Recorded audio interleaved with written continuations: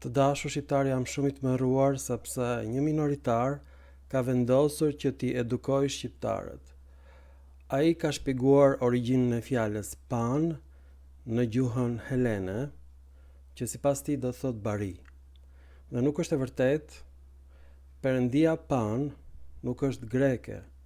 Nga autorët e fjalorit indo-europian është cilësuar si perëndi ilire, për arsyen se fjala Paan dhe jo Pan është me një a të gjatë, varianti i dytë është Paon me një o të gjatë dhe është shkurtim i një fjale që quhet Pusan ose Pushan në gjuhën e Indis, tek arianët e Indis. Është e njëjta perëndi, është udhëheqës i shpirtrave në botën tjetër, është perëndia e shfryrjes seksuale, është me një organ të madh mashkullor të fryrë, gjigant, pothuajse gjysma e trupit të tij është ky organ, paraqitet me thundra, ka bishtin e dhis, ka gjithashtu fytyrë njeriu, por brirët e ciapit. Dhe është paraqitur në figura të ndryshme duke bërë dashuri me dhi. Pra kjo është figura e dashurisë së natyrës. Grekët mendonin që ishte një perëndi e dashurisë, e shfryrjes seksuale, që shkaktonte gjelbërimin në pranverë. Nuk e kuptonin grekët, as ilirët, as indianët, se përse vinte pranvera. Sipas tyre, pranvera vjen nga epshi i jashtëzakonshëm e perëndisë Pan, që udhëheq gjithashtu të vdekurit për në botën tjetër dhe u jep atyre pavdeksinë. Për këtë arsye, Pan është e vetmja perëndi që vdes, lejohet të vdes në mënyrë që t'i udhëheqë njerëzit për në botën tjetër. Është e vetmja perëndi e Olimpit që lejohet të vdes. Dhe në fakt, është e barazvlefshme me perëndinë e natyrës Adonai në gjuhën hebreje.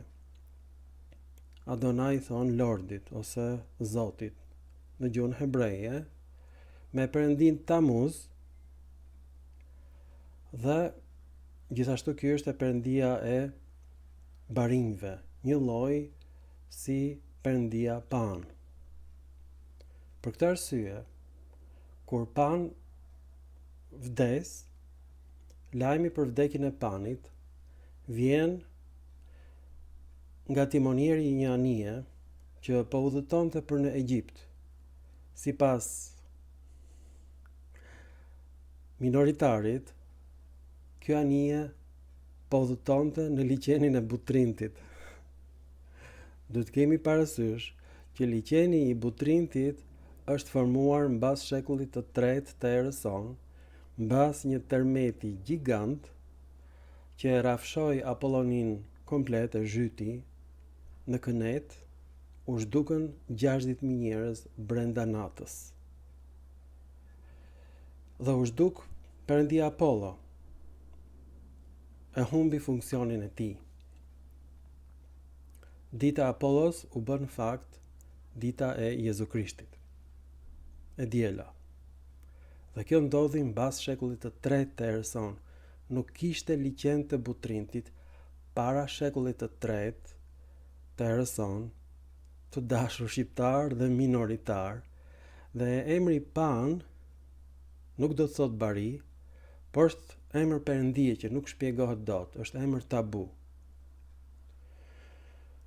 Tani grekët nuk kishin dëgjuar për gjuhën e Indis dhe për faktin që ekzistojnë arianët e Indis dhe që gjuha e Indis është gjuhë indo-europiane.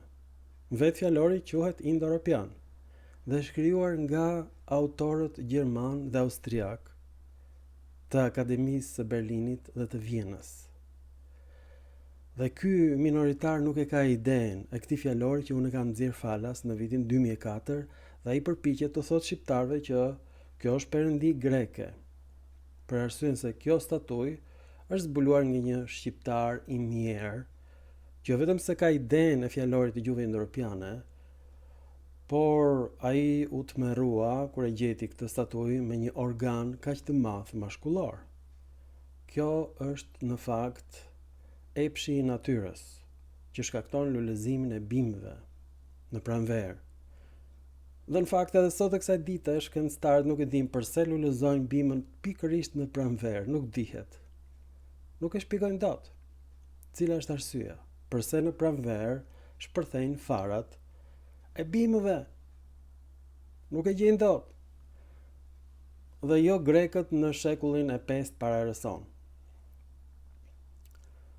Tani, këtë perëndi e kanë marrë grekët, por nga një popullsi që quhet paragreke. Nuk është shqiptare. Por nuk është as greke. Grekët i thonë kësaj popullsi pellazge, por mendohet që kjo popullsi nuk është greke. Dhe pse? Do thoni ju. Grekët thonë që ka patur vetëm grek në gadishullin ilirik. E vërteta është që fjala pushan është origjina e fjalës pan dhe e vetmja gjuhë deri më sot që shkurton fjalët është gjuha e shqiptarëve e indigjenëve. Një lloj siç e shkurtojnë fjalën kabalus në kal, amicus në mik dhe medicus në mjek, popullsia indigjene ka shkurtuar fjalën pusan në fjalën pan, me një a të gjatë. Grekët nuk bëjnë shkurtime të tilla. Kjo fjalë nuk ka kuptimin bari, siç thot ky minoritari, por kjo është perëndia e natyrës, edhe barinjve dhe e epshit, dhe paraqitet si gjysmë dhi dhe gjysmë njeri. Në fakt, kjo është kopje e perëndisë së Babilonisë që quhej Ea, ose shtëpia e farës. Ju betohem. Shtëpia e farës së njeriut, të dashur shqiptar, është Ea. Fjala E ishte shtëpi në gjuhën sumere dhe A i thon ujit dhe farës së kosit të dashur shqiptar, farës së drilonit të dashur pellazg.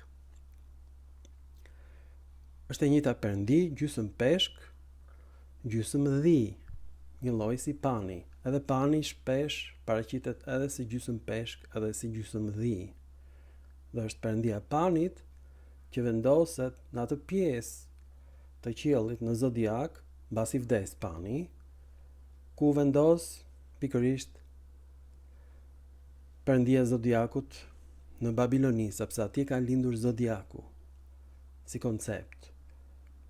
Është e vetmja perëndi, pra, gjysmë peshk, gjysmë dhi ose gjysmë ciap, ishte gjithashtu perëndia e epshit, perëndia e krijimit, perëndia e jetës. Kjo perëndi e A i tregon pikërisht atij që mbjetoi për mbytjen e madhe, i tregoi që duhet të ndërtosh një anije dhe aty të fusësh familjen tënde dhe të gjitha kafshët, që të mbjetoj këtë përmbytje. Dhe ky person quhej Zeus Sudra në gjuhën sumere. Pra Pan e Greqisë përkon me perëndin e Babilonisë. Nuk është perëndi greke. Gjë më e bukur është kjo. Në veprën e Homerit, vepra më e lashtë helene, fjala Pan shpjegohet si një ndajfolje. Për atë Zot ju betohem që është në qiell. Vepra e Homerit është një vepër etimologjike, zbulimi im epokal që kam bërë krejt rastësisht duke shpjeguar origjinën e zotave greke. Janë të gjitha të shpjeguara në poemën e Homerit. Kjo nuk ndodh në poemat e arianëve të Indisë dhe kjo nuk ndodh në asnjë vepër të autorëve të lashtë. Absolutisht. Vepra e Homerit është unikale, e papërsëritshme, sepse është e vetmja vepër në botë që shpjegohet çdo fenomen i natyrës, çdo fenomen gjuhësor me origjinë greke.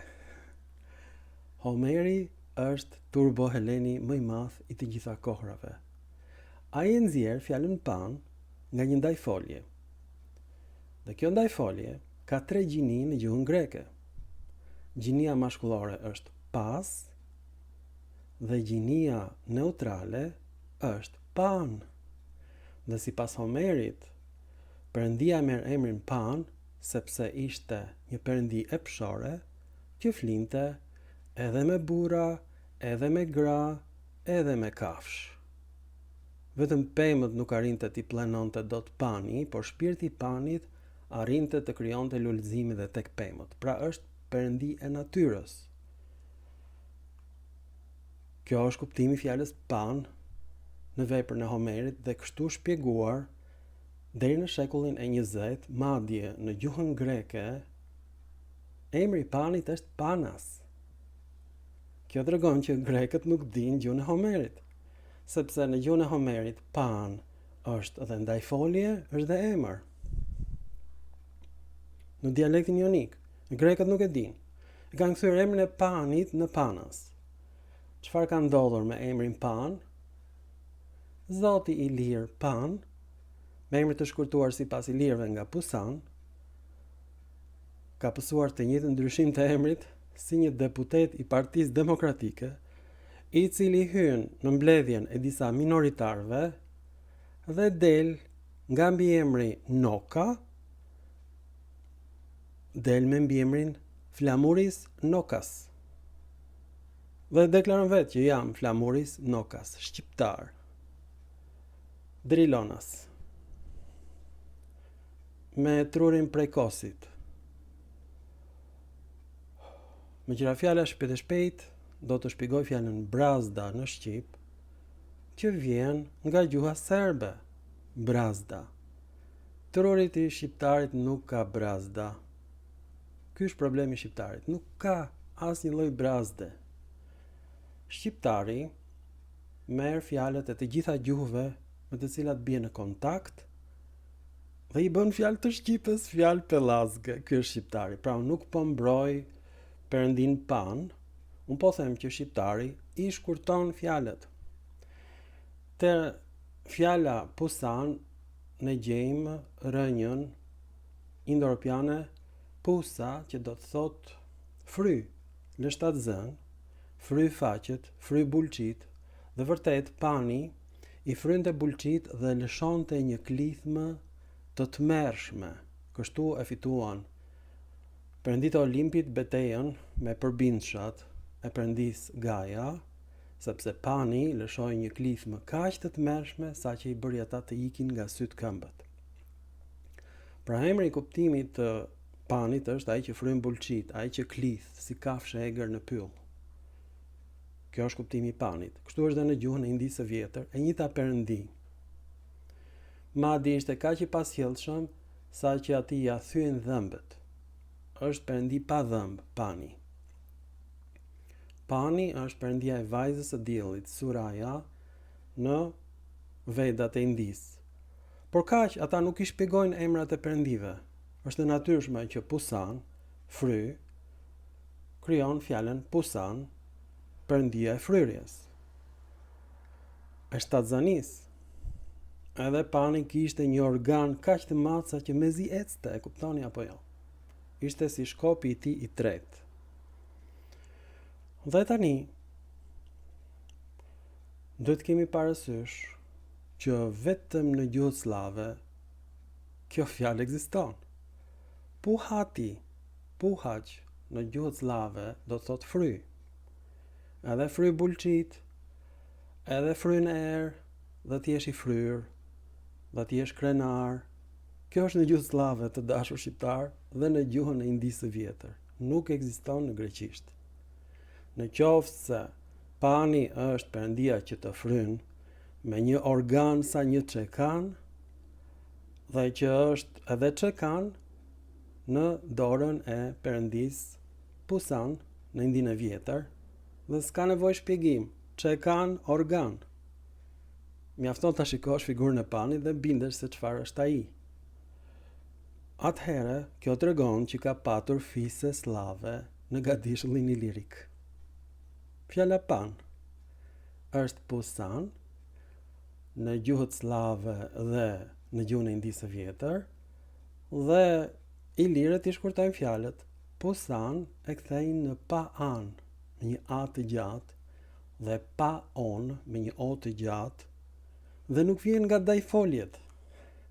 Por Homeri nuk e kishte idenë e gjuhëve slave, nuk e kishte idenë e gjuhës së Indisë së Vjetër.